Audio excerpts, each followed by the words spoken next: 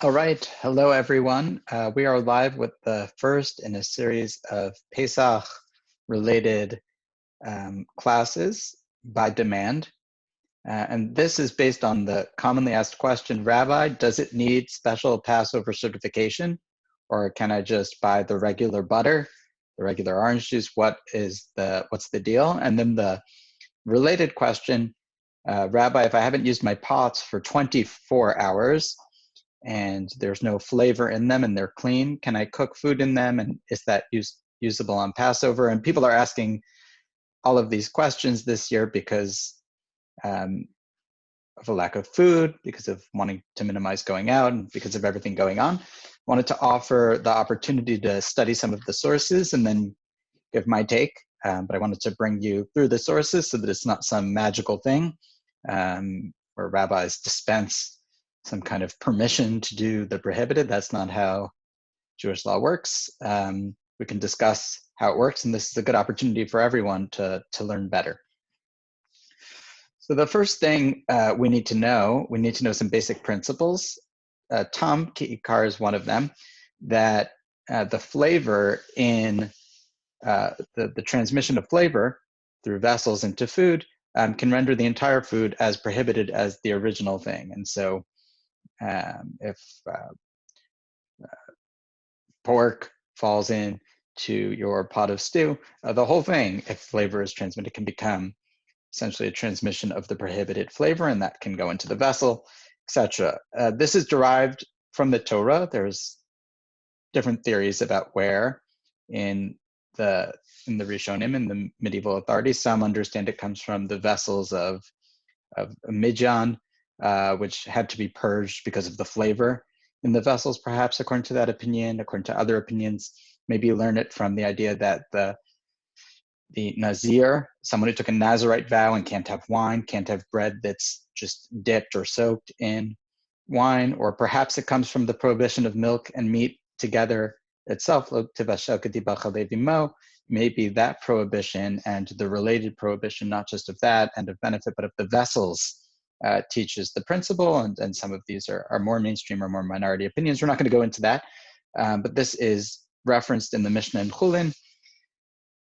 We have here Yarech Bashel Ba Gida Nashe Yeshba Benotain Ta'am Hariza Surah Ketzad Misharinota Kivasar Belafa. So the Gid Hanasheh, the sciatic nerve, which people know from the story of Yaakov and then later codified, that sciatic nerve is not kosher if it is mixed with other nerves that are kosher. So if it imparts flavor, if there's enough of it to impart flavor, the whole thing is prohibited. And how do we determine if it's notain ta'am, if it imparts flavor? So if it actually imparts flavor, but if not, kivasar belafet, then the principle derived in the Gemara in Chulin is that it's batal b'shishim, 1 in 60. There are interesting debates there. Shiur-Rabbi mahatot, that some things are nullified in rove, in a majority at the biblical level, 1 in 60 in the rabbinic level, and perhaps differences between min b'mino, min b'enamino, whether it's a solid substance and a solid substance, a solid substance and a liquid substance. Depends what kinds of mixtures we're talking about. Are we talking about physical mixtures before us, a ruba de isakaman, ruba de lesakaman, or statistically in general out there, but the things themselves aren't mixed, like 3 pieces of meat? And so these are some of the issues that relate. That's beyond the scope. But basically, you need to know certain basic principles. And the main principles you need to know to start this conversation are the idea of tam kikar, that if something has the flavor of something, it's like the thing itself in terms of prohibiting it, and that there's this bitul, there's a nullification if there's 60 times permissible substance to 1 time the amount of impermissible substance if flavor is not transmitted, if there's not notain tam. And the Mishnah in Chulin goes on to describe that. I'll just read through the next Mishnah, which relates the sciatic nerve that was cooked with other kosher nerves, bisman shematiro, if you can still see the gid hanashe and it's recognizable, benosein tam, then it depends if it imparts flavor, vim lav, but if not, if it's melded in and the flavors are kulana asurin, it's all prohibited. Rotev, benosein tam, but the sauce that's left, it has to impart flavor. That is, it has to be more than this 1 in 60. Also, this is the same with a non-kosher animal or a non-kosher fish. And you cook, let's just say, catfish with your salmon, right? Bisman shemakiram bin nosein tam, if you can still see the catfish, so it nosein tam, it has to get flavor in love, kulana suros, but if it's the catfish is mixed into the salmon in one big fish thing, the whole thing is prohibited because of tam ki karva rotev, but the sauce bin nosein tam. And so if there's 60 times, this is the way the Gemara understands it, the permissible flavor to impermissible flavor, and it doesn't actually give the flavor, meaning it's 60 to 1, you can't taste it, so then it's permissible. So that's the rule generally with things, with food. So the question is, and this question is important because bitul, the idea of nullification, is one of the things, the backstops we'd rely on to purchase food that didn't bear special Passover certification. There were no problematic ingredients on the list, but maybe they cooked on the same equipment. And so we're relying on nullification. They cooked chametz on the same equipment. And so we're relying on nullification. And so can we rely on that nullification for Passover? So that's the question. Can we rely on this sort of 60 to 1 flavor nullification? I don't taste it, essentially, so it's nullified. Is that a viable option for Passover, or is Passover different for some reason? The Gemara in Pesachim discusses this. Amar Rav. Rav says, Chametz bismano bein bimino bein shelo bimino asur, shelo bismano bimino asur, shelo bimino mutar. Here's the statement of Rav, that if you have a chametz, leavened bread, and we're in the Zman, we're on Passover. So whether we're dealing with chametz and like matzah or flour, but something that's related, it's the same kind of species, a grain-like thing, or shelo bimino, you're dealing with a liquid, and so you're dealing with bread that falls into soup. Asur, it's going to be prohibited. And shelo bismano, not in its time. So this is after Passover. So what about after Passover? So it became a problem on Passover. Can I have it after Passover, or did the rabbis penalize me that I can't have it in this mixture? And the reason you might think what after Passover is not prohibited, why not? There's a penalty, chametz she'avra alav Pesach, that if an Israelite owns chametz on the holiday, they're penalized for violating the decree, and so the food is prohibited. But maybe that's not with everything. So let's see. So he says, after Passover, shelo bismano bimino asur. If it's in the same category, it's prohibited. It doesn't blend as well, shelo bimino, but in a different thing where it's more easily nullified, mutar, that thing, the chametz in the soup is okay after Passover if there's 60 times the permissible thing, but okay, so but Maya Askina, what are we talking about here? What do we mean? What are the ratios? What amounts? If we're talking about a situation where after Passover, but it gave flavor, so we don't understand. Shelo b'mino mutar. It should all be. How could it be permissible? So hayahiv taima, it gave flavor. It can't be allowed. Ella b'mashehu.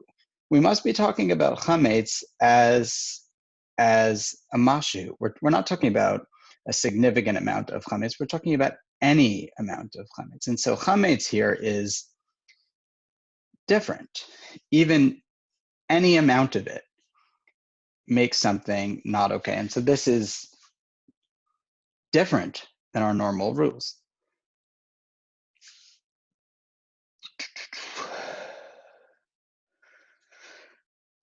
Chametz bismano bein bimino bein shelo bimino asur Rav l'tameh, and Rav is ruling according to his general reason. De Rav u'Shmuel, Rav and Shmuel hold about all things. Dami Travayu both say, Kol Yisur and Shabbatorah bimino b'mashahu shelo bimino b'nosin tam. So they have a general principle that if you have a prohibited food in its same category, any amount is prohibited if it's a Torah prohibition, and with a different thing, it's 60. Now this is different than Rabbi Yochanan. Rabbi Yochanan, who we normally rules that benosin tam for everything, that 60, what I said before, that normally 60 nullifies, but Rav holds this way consistently, not just on Pesach. So the question is, do we rule like Rav when it comes to Pesach that a biblical prohibition, namely chametz, is different? So Rava says, yes, normally we rule like Rabbi Yochanan that 60 times permissible to prohibited will allow us the food. After the fact, it nullifies. But you don't normally do that. Right? So you can't add 1/60th pork to your thing and say it's going to be okay. That's not allowed. But we're talking after the fact. Normally, we rule like the principle of Rabbi Yochanan that 60 is going to nullify anything, whether it's the same species, a different species, doesn't matter. The debates are on a biblical level. Maybe Batal Barov operates, etc. But on Pesach, maybe it's different. So on Marava, yes, on Pesach it's different. Hilchas chametz bismano. This is the halacha. Chametz bismano bein b'mino bein b'shalom b'mino. On Passover, whether it's a similar species, not a similar species. Asur b'mashahu karav. We rule like Rav that it's prohibited in any amount on Passover. In other words, to summarize this long, complicated discussion, there is no nullification of chametz according to Rav on Passover, and after Passover, shelo bismano bein b'mino bein shelo b'mino mutar Rabbi Shimon. But the halacha isn't like Rav after Passover; it's like Rabbi Shimon that any tarufas, any mixture of chametz is going to be allowed. We only penalized actual chametz that's be'ain, that is a loaf of bread on Passover. But we didn't penalize chametz in a mixture, whether it was related or unrelated. So we rule like Rav, Rava says, at least in terms of Passover itself.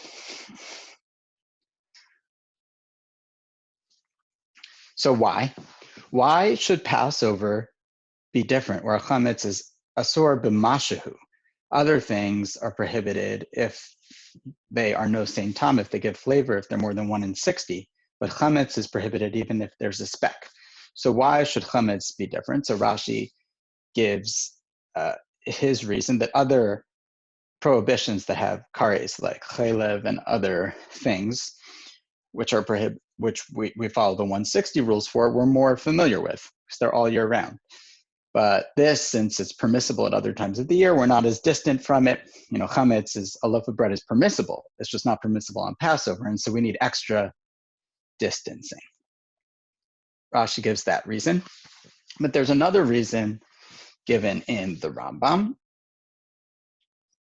quoting from the Mishnah Torah here. So we'll read. Chametz shenisareh b'davar acher tocha Pesach.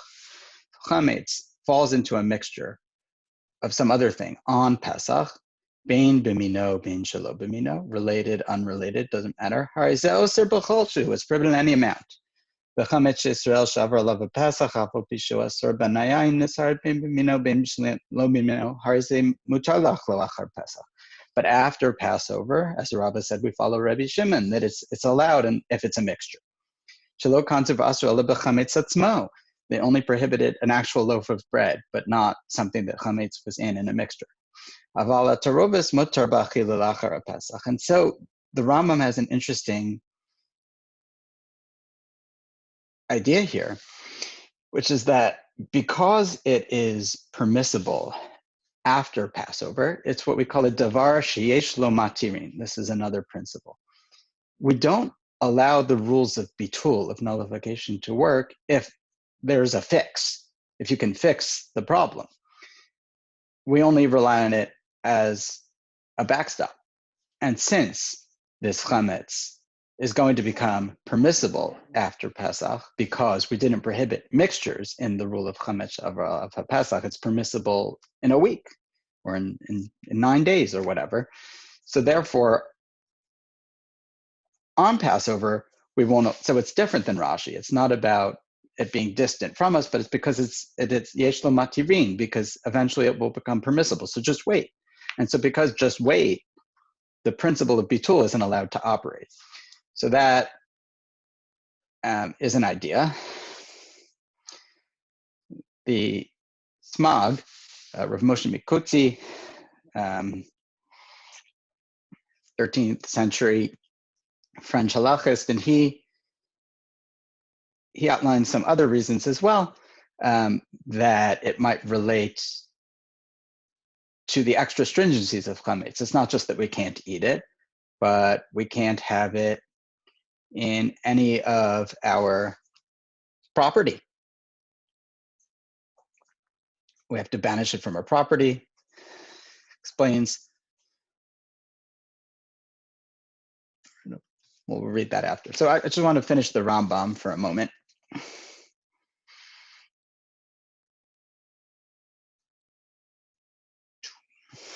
Rambam goes on to say, Chametz b'Pesach, af al pi shehu mesurei Torah, eno b'chol oselo. Chametz has its own rules. It doesn't follow the other rules of food. Lefi she'ena Torah v'sasura la'olam, as we said, because it's not prohibited for error. Shari la'achar Pesach tia kol Torah v'smutaris k'mo shebiarnu. It's a davar sheyesh lo matirin. Lefikach oser b'chol shu bein b'mino bein shelo b'mino.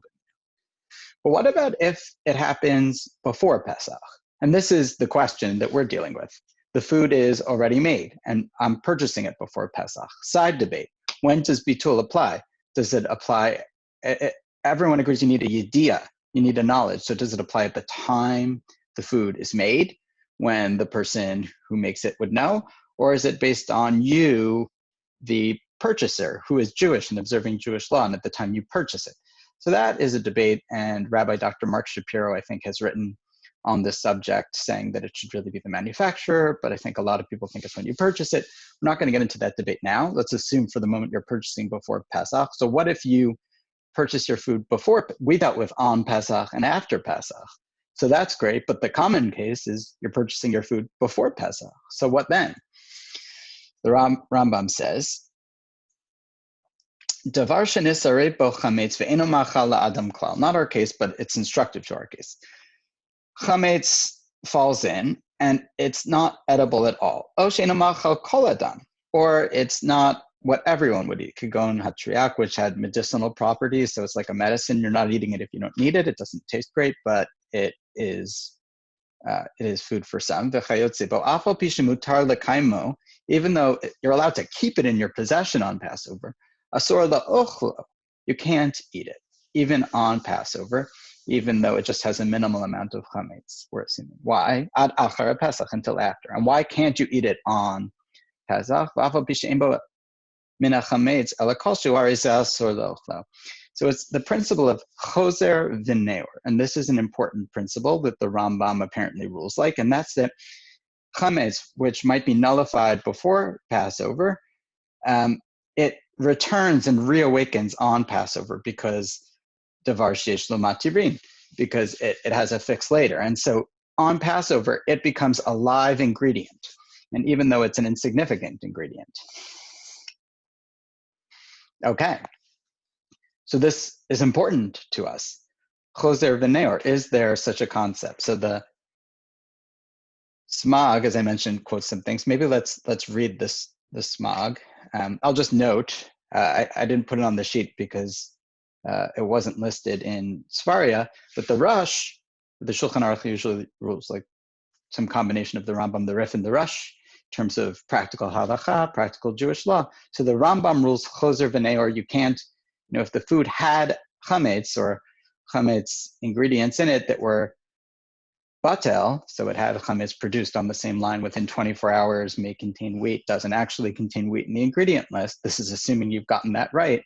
Still, it would be a problem, maybe according to the Rambam, to eat it on Pesach because choser v'neor, it comes back and reawakens. And so the chametz, even in a mashihu, even in an insignificant amount, becomes a significant ingredient. The Rush says no, there is no choser v'neor. That's not correct. That before Pesach, if it's nullified, it's nullified, and the normal rules of shishim apply. And so we have this debate between the Rambam and the Rush. which is crucial for our understanding. And so hold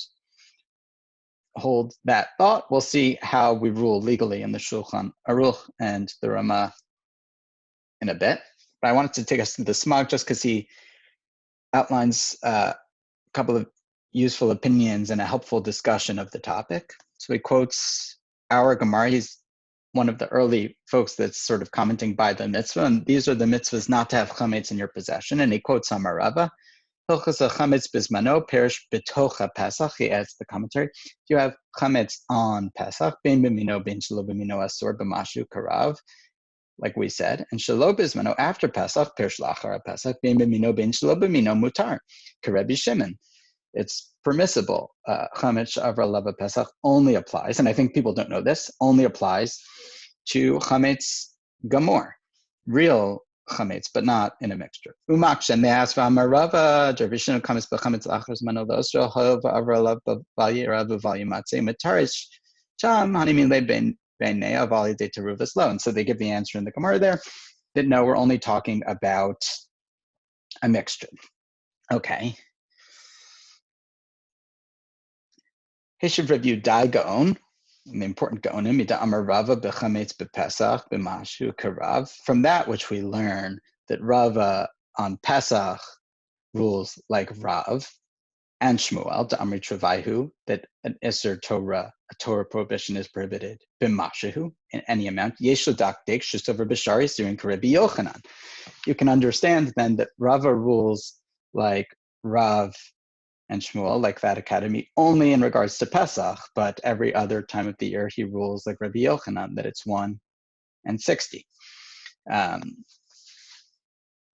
Rabbi Yochanan Reish Lakish say, Damri, Kali Surin Shabbator B'Shishim, that in general, Torah prohibitions are prohibited with this 160 amount. V'davka chametz yesh lachmir, and it's specifically chametz that you have to be strict. Lefi shechamor ma'od shechayvin alav kares. Why chametz? So we discussed the Rambam's davar sheyesh lo matirin. We discussed Rashi's. You have to be distanced from it. Why chametz is stricter? So he says, you see that it has this extra rule that you can't have it in your house. People aren't accustomed to distancing themselves from chametz the rest of the year. And therefore they were strict even when chametz is in a non-similar mixture where it might be more lenient, with any amount. So that you wouldn't come to be lenient when it's chametz in the same with flour or that kind of thing, or matzah. Okay, masha in came to tell the nesach, etc. Now there's an issue, and he quotes this issue. Rabbeinu Tam, Sheltos have a different girsa. They don't have b'mashahu. Here, they don't have that word, and they have a different understanding of the Gemara that even on Pesach, the rule is like Rabbi Yochanan, that chametz is mutar b'shishim. And so there are sort of three opinions that emerge. That of the Rambam, that even before Pesach, the bitul won't work because of choser v'neor. That of the Rosh, that there is this idea on Pesach, bitul won't work, but it would work beforehand, and we don't rule choser v'neor, that the chametz returns and reawakens, revivifies. And there's a third opinion of the Rabbeinu Tam. Mind you, the Rabbeinu Tam himself didn't follow this opinion in practice, but just noted it as an intellectual opinion, that bittul should still work even on Pesach itself.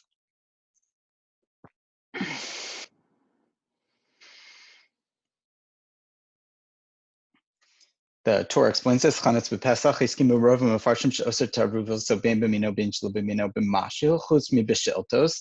Everyone says it's prohibited on Pesach except for the shiltos, and the Rabbeinu Tam sheposik b'nosin tam, who rule 1 in 60 even on Pesach. Ve'ein noagin kain. That's not our custom. Okay. So the long Torah summarizes all of the opinions. We've gone through most of them. So how do we rule practically? This is important. So the Shulchan Aruch says chametz b'Pesach oser taruvo so bein b'mino bein shlo b'mino b'mashehu afilu b'hana. So he says that he rules like the standard opinion, Rava, in the name of Rav, that it's prohibited b'mashehu, not like the shel toast, but like almost all the other opinions, that chametz is prohibited in any amount on Pesach. Okay, so far nothing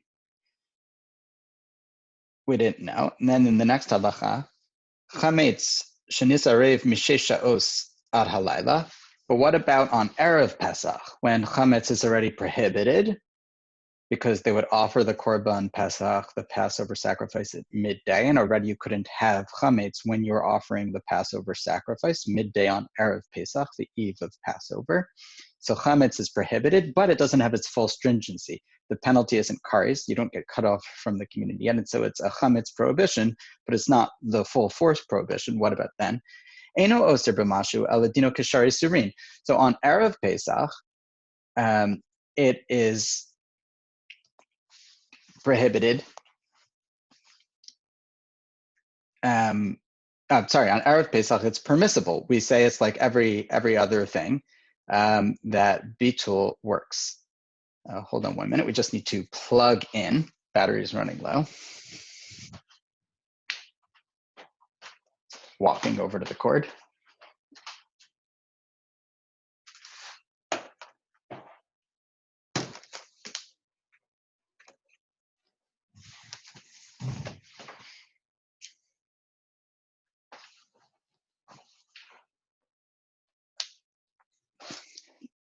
Okay, and we're back.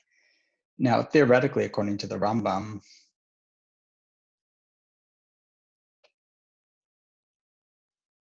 davar sheish lo matirin, it can be permissible after Pesach, and so maybe there wouldn't be permission in Erev Pesach. So that's an interesting thought already. We're veering from the Rambam. Perhaps. Let's debate about that in the Rambam. See the Maggid Mishnah if you're interested in that discussion.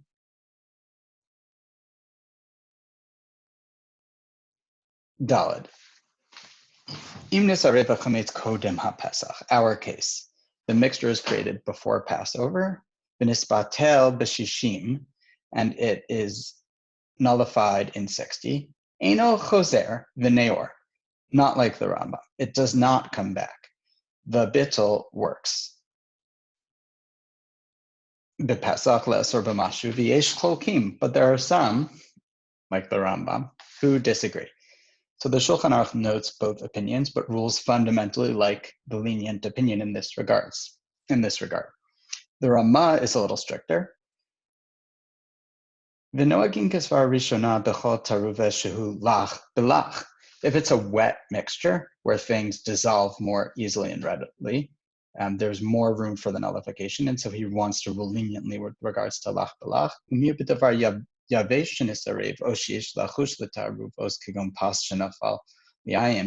if it's something that is going to be a dry, then we should act stringently. That's what he says.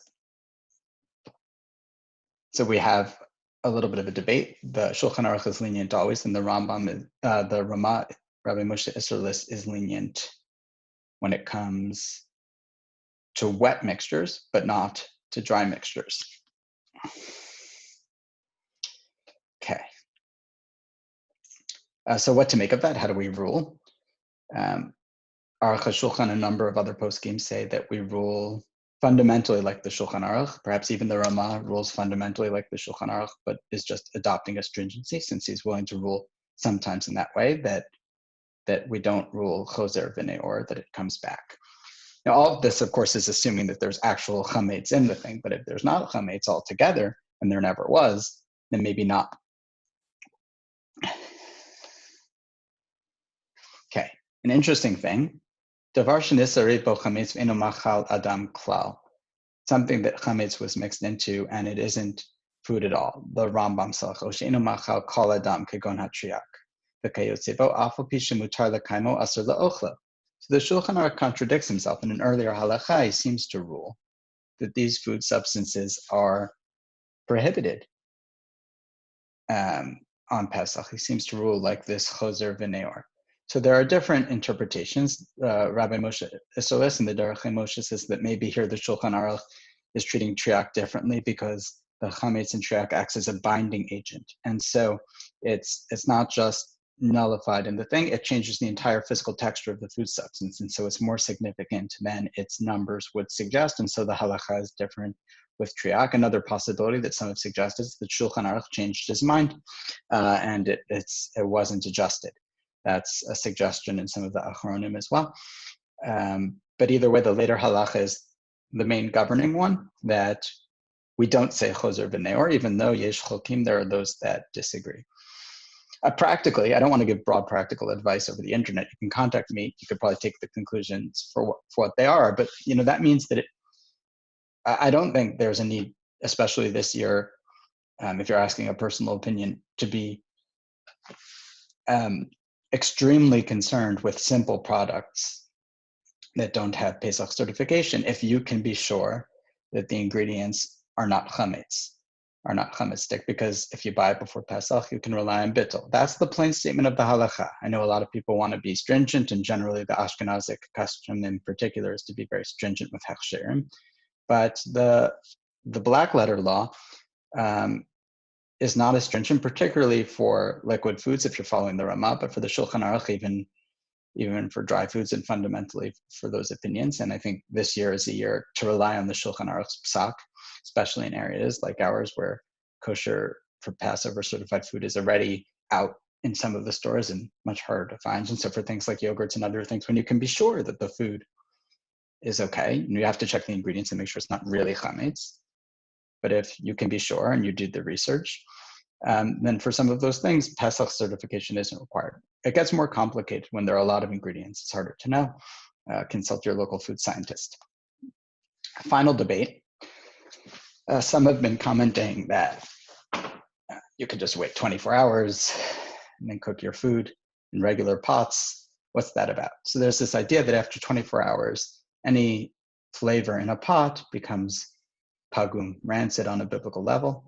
And ein nosin tam lifgam, something that's rancid, that's older than 24 hours, or is rotten, doesn't impart flavor. We don't say tam kikar, we don't say nosin tam lifgam. You don't say these things. And so maybe if we just wait 24 hours, we can cook for Pesach and avoid the koshering. That's the idea. I'll add, I don't love the idea because people can kosher their pots. That's the lechatchilas. You're supposed to kosher your pots.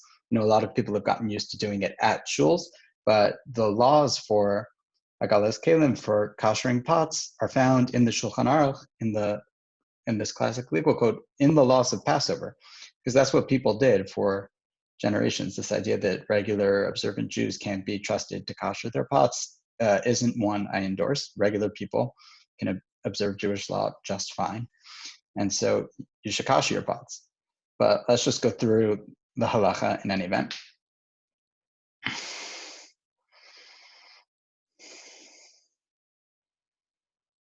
Just one thing in the Mishnah Berurah, he notes, Kasu achronim da'asr la'arav chametz lechatchila kodem Pesach, b'shishim k'dei la'ochlo b'Pesach, aval mutar la'arav b'shishim k'dei la'shosto ad achar Pesach. That you want to know, can I cook food now and keep it after Pesach? So you can't use bittul b'chatchila intentionally to eat on Passover. I'll just put in a little chametz before Passover, I'll call it nullified, and that'll be that. Ein mevatlen isur l'chatchila, and even though this isn't isur, maybe there's a hava amina, there's a presumption. It's not prohibited. It's only prohibited for a time, but flour is not prohibited. I'll eat it on Pesach. No, you can't do that. But you can keep something where chametz is nullified. It's less than 160. You can intentionally cook that to keep for after Pesach. Okay.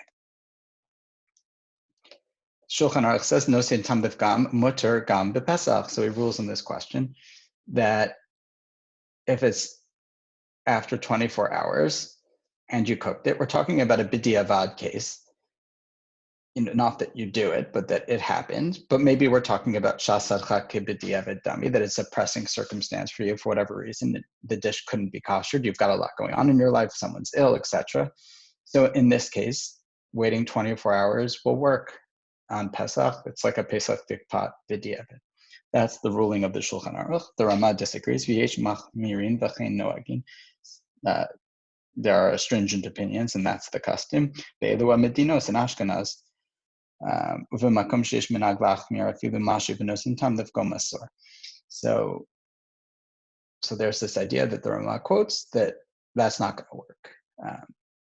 So again, another machlokas Shulchan Aruch Rama. Can you just wait 24 hours and use that pot as a pesach pot, b'diavad, or in a pressing circumstance for those that want to say shasad chak b'diavad? Tell me that a pressing circumstance like a pandemic is always b'diavad. Everything's b'diavad. You want to be expansive on b'diavads. What's b'diavad these days? What's after the fact? Everything's after the fact. Life is a mess. If you wanted to say that, the Shulchan Aruch supports the idea that you could cook in a pot that had been left cleaned and unused for 24 hours, but the Rama says that the custom is to be stringent. So I hope this has helped answer some of the questions about the background law. Does it need special Pesach certification? Obviously, it's very complex, but the basic principles at play are the principles of Tam Ki Ikar, about transfer of flavor, and whether chametz is asur b'mashehu, as seems to be the main halacha, or is Mevata B'shishim, as Rabbeinu Tam the Shaltos maybe want to say, and almost everyone says that it's Oser B'mashu, is prohibited in any amount. The question is, does bittul work before Pesach? And the Shulchan Aruch rules yes, and he rules that there's not Choser V'Neor, it doesn't come back, unlike the Rambam. So we have this Machlokas, the Rambam, the Rosh. Shulchan Aruch rules leniently like the Rosh, and that's what we've got. The Rama is lenient in some cases and strict in others, but the black letter law is what it is. And for nosin tam lifgam, can you use a clean, unused pot after 24 hours, b'diavad, in a pressing circumstance? It's a debate. The Shulchan Aruch says, yes, you could, and that food would be Pesach, and the Rama says no, and we should be stringent. I hope this has been a helpful limud, a helpful learning, not just, can I buy my yogurt without Pesach certification, right? Do I have to turn to magical rabbis with special knowledge in the list? But that you now understand some of the halachic principles and questions at play. And as always, if you have any questions, if you have specific questions, please do ask me, not shy to answer them. And I wish everyone a good day.